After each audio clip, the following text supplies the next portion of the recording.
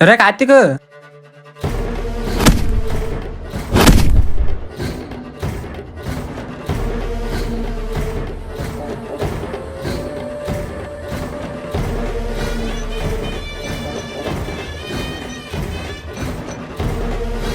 రే ఏంట్రా ఇది? అసలు ఏం జరుగుతుందిరా?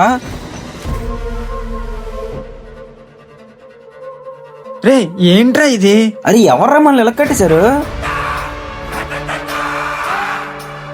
ఎరా ఇప్పుడు స్పృహ వచ్చిందా? రే కార్తీక్, ఏంట్రా ఇదంతా?